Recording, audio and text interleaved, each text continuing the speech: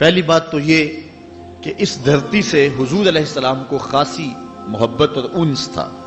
ایک روایت جس کو امام حاکم نے اپنی مستدرک میں روایت کیا ہے کہ آقا کریم علیہ السلام کو اس دھرتی سے، اس جگہ سے جو پیار کی کہانی ہے، اس کو حضرت اقبال نے ایک جگہ بیان کیا کہ میرے عرب کو آئی ٹھنڈی ہوا جہاں سے، میرا وطن وہی ہے، میرا وطن وہی ہے۔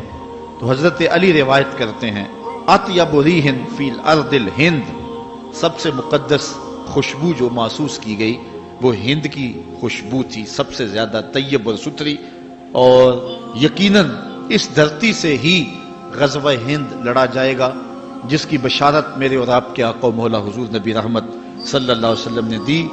کتب احادیث کے اندر کتاب الجہاد میں باب غزوۃ الہند موجود ہے، جس میں مختلف احادیث میں مختلف اصحاب سے مروی روایات موجود ہیں، اور ان میں اس غزوے کی بشارت دی ہے، بلکہ اس کو بہترین غزوہ قرار دیا گیا ہے۔ حضرت ابو ہریرہ رضی اللہ تعالیٰ عنہ فرماتے ہیں وعدنا رسول اللہ صلی اللہ علیہ وسلم غزوۃ الہند، حضور علیہ السلام نے ہم سے غزوہ ہند کا وعدہ فرمایا ہے۔ اور اب حضرت ابو ہریرہ کے اپنے لفظ سنیے، فَإِنْ أَدْرَكْتُهَا أُنْفِقُ فِيهَا نَفْسِي وَمَالِي، کہا اگر میں اس غزوے کو پالوں تو میں اپنا سارا مال اور جان قربان کر دوں، اور اگر وَإِنْ قُتِلْتُ كُنْتُ أَفْضَلَ الشُّهَدَاء، اور اگر میں شہید کر دیا جاؤں تو پھر میں افضل الشہداء کہنا ہوں۔ یہ حضرت ابو ہریرہ رضی اللہ تعالیٰ عنہ کی آرزو ہے۔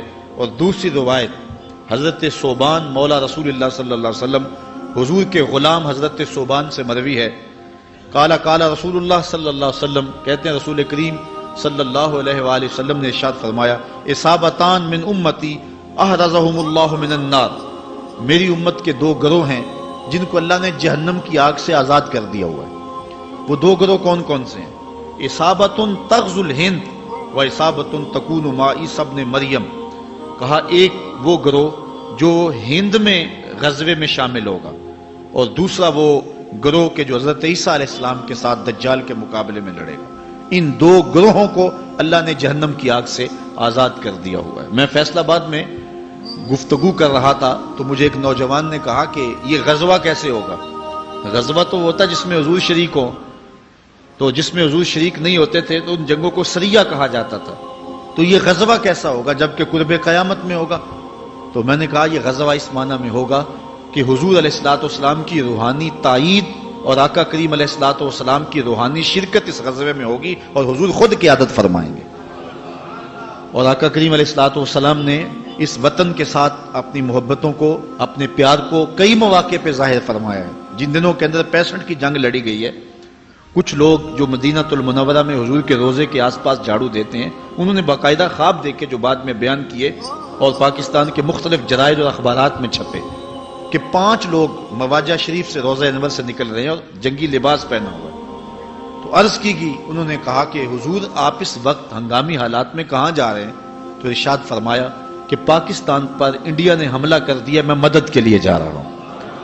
اور پھر یہ بات پاکستان کی عسکری تاریخ کا عجوبہ ہے کہ صرف 30 سیکنڈ کے اندر، آدھے منٹ کے اندر 65 میں ہم نے انڈیا کے 3 جہاز گرائے تھے، صرف 30 سیکنڈ کے اندر 3 جہاز مار گرائے تھے۔